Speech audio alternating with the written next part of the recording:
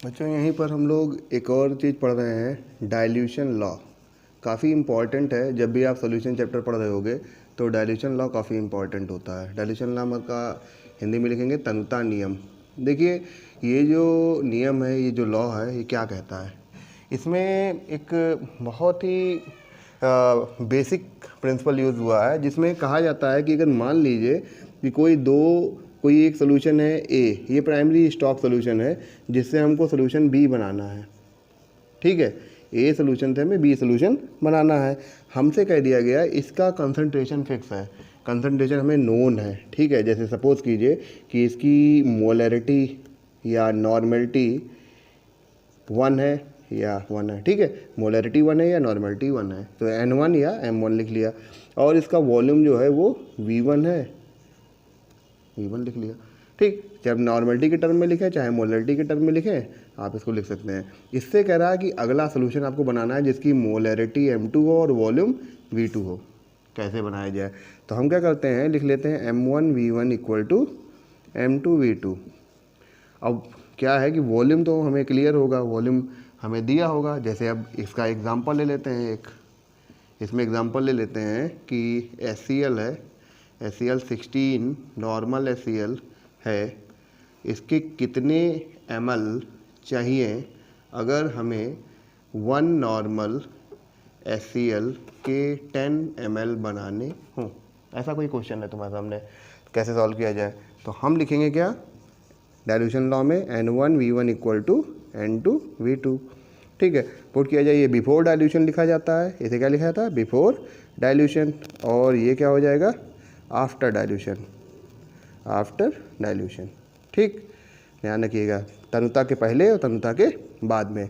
मतलब आप क्या कर रहे हो, डाइल्यूट कर रहे हो, सोल्यूशन को कंसनट्रेट से डाइल्यूट की तरफ ले जा रहे हो, उसकी मोलैरिटी या नॉर्मलिटी को घटा रहे हो। ठीक है, तो यानी सोल्यूट की मात्रा को घटा रहे हो, सॉल्वेंट की मात्रा को बढ़ाने चल रहे हो वहाँ पर।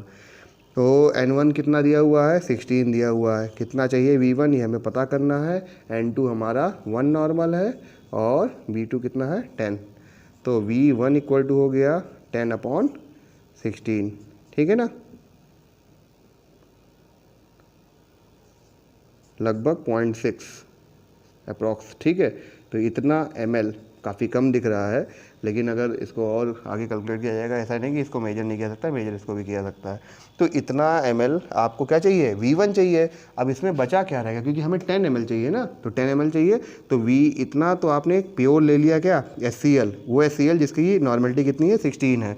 और इसमें कितना डिस्टिल वाटर ऐड करना है, क्या ऐड करना है, डिस्टिल वाटर। डिस्टिल वाटर कितना ऐड करेंगे, 9.4 ml। इतना ml डिस्टिल वाटर ऐड करेंगे तो 10 ml बन जाएगा 1 नॉर्मल HCl। ठीक है ना, तो ये है डाइल्यूशन लॉ। इस तरह से डाइल्यूशन लॉ को अप्लाई किया जाता है। डाइल्यूशन लॉ को अप्लाई करने कि इस तरीके का उपयोग ज़्यादातर आप लैब में करते हो टाइट्रेशन करते वक्त। ठीक है, टाइट्रेशन करते वक्त इस लॉ का बहुत यूज़ होता है, इसलिए इसको ध्यान से समझ लीजिए। इस पर बहुत सारे क्वेश्चन भी एग्ज़ाम में पूछे जाते हैं और कंपटीशन एग्ज़ाम में पूछे जाते हैं, तो इनको आप ध्यान से देख लीजिए, क्वेश्चन देख लीजिए, सॉल्व कर लीजिए। क्वेश्चन हम भी आपको देंगे PDF के फॉर्म में, टेलीग्राम से आप डाउनलोड करके और इसको सॉल्व कीजिएगा। ठीक है, तो अब डाइल्यूशन लॉ के बारे में आगे ये कह रहा है कि अगर मिक्सचर हो जाए, मतलब एक से ज़्यादा सोल्यूशन हो। अभी तो यहाँ पर HCl की एक ही जो है वैरायटी हमने यूज़ की, अगर एक से ज़्यादा होता तब क्या करते हम। जैसे कहने का मतलब है कि एक मिक्सचर ले लेते हैं, सोल्यूशन A, B और C, ये 3 सोल्यूशन हो गए। इसकी नॉर्मलिटी A की हो गई Na, B की हो गई Nb और C की हो गई Nc, ये नॉर्मलिटी हो गई। ठीक, अब ये कह रहा है कि इसका वॉल्यूम कितना है, Va, इसका वॉल्यूम है Vb और इसका वॉल्यूम है Vc। इन तीनों को आपस में ऐड कर दिया गया और एक सॉल्यूशन बना के तैयार किया गया। तो ये जो रिजल्टेंट सॉल्यूशन है R, इसकी नॉर्मलिटी NR हो जाएगी और वॉल्यूम VR हो जाएगा। अब डाइल्यूशन लॉ कैसे अप्लाई किया जाए, तो डाइल्यूशन लॉ कैसे अप्लाई करते हैं, लिखेंगे NR VR, यानी N रिजल्टेंट और V रिजल्टेंट। जो आपका आखिरी में जो सोल्यूशन बन के तैयार हो रहा है वो किस तरह का नॉर्मलिटी और किस तरह का वॉल्यूम होगा उसका, इसको कैलकुलेट करने के लिए हम लोगों ने यहाँ पर NR और VR का यूज़ किया। लिखेंगे NaVA plus NB VB plus NC VC। अगर और भी होते तो प्लस करके आगे आगे डॉट डॉट n तक लिखे जाते। अब हम लिख सकते हैं NR equal to NA VA plus NB VB plus NC VC upon VR। और VR है क्या? VR यही तो वॉल्यूम है, A B और C इन तीनों का एडिशन है। तो हम लिख सकते हैं NA VA plus NB VB plus NC VC upon VA plus VB plus VC इन तीनों का एडिशन। ठीक है, तो इस तरह से करके आपने डाइल्यूशन लॉ में रिजल्टेंट सोल्यूशन को, अगर मिक्सचर एक आपको बड़ा मिक्सचर दे दिया जाए तो भी आप डाइल्यूशन लॉ को अप्लाई करके क्या कर सकते हैं, नॉर्मलिटी, रिजल्टेंट नॉर्मलिटी सोल्यूशन की या उसका वॉल्यूम आप कुछ भी कैलकुलेट कर सकते हैं। ठीक है, तो ये है डाइल्यूशन लॉ। इस पर भी कुछ क्वेश्चन हम लोग आगे PDF में देखेंगे। ठीक है, PDF के फॉर्म में आपको मिल जाएगा, आप लोग सॉल्व भी। बच्चों देखिए, ये क्वेश्चन मैं आपको डाइल्यूशन लॉ पर दिखा दे रहा हूँ। डाइल्यूशन लॉ पर बेस ये क्वेश्चन जो है, इसमें लिखा है what volume of 36 molar and 1 molar of sulphuric acid must be mixed to get 1 litre of 6 molar H2SO4। ठीक है, H2SO4 के 6 मोलर बनाने 6 मोलर 1 लीटर सोल्यूशन बनाने के लिए कितना वॉल्यूम चाहिए 36 मोलर और 1 मोलर सल्फ्यूरिक एसिड का। ठीक है, यानी हमें क्या दिया हुआ है, M1 दिया हुआ है, M2 दिया हुआ है और M रिजल्टेंट दिया हुआ है। M1 कितना दिया हुआ है, 36 मोलर दिया हुआ है। M2 कितना दिया हुआ है, हमको 1 मोलर दिया हुआ है। V1 और V2 नहीं दिया। अब दो क्वांटिटीज़ नहीं दी हैं, क्या कर लें, सपोज कर लेते हैं, इसको मान लेते हैं x ml और इसको मान लेते हैं 1000 - x। क्यों मान लेते हैं 1000 - x? क्योंकि यहाँ पर सोल्यूशन कितना है, टोटल 1 लीटर है। तो 1 लीटर इक्वल टू कितना लिख सकते हैं, 1000 ml लिख सकते हैं ना, 1000 ml।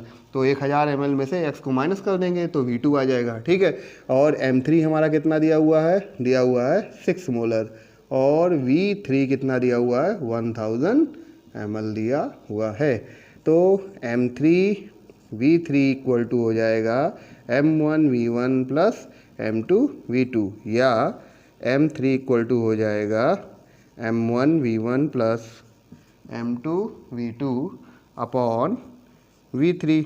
ठीक है, तो हम वैल्यू पुट कर रहे हैं 36 इंटू एक्स प्लस क्या हो जाएगा 1 molar into 1000 minus x upon 1000। और M3 कितना दिया हुआ है हमारा, 6 मोलर दिया हुआ है। ठीक है, सॉल्व कर लिया जाए।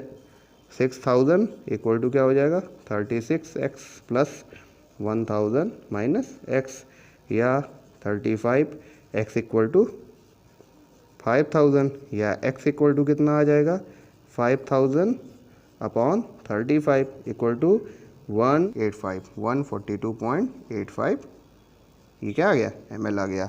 x की वैल्यू आ गई, तो अगर x की वैल्यू यहाँ पर आ गई कितनी 142.85 ml, कितनी आ गई 182.85 ml आ गई।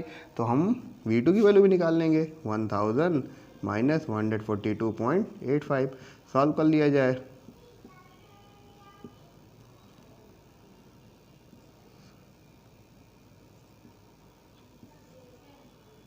$857.15 ml, ये आ गया आंसर।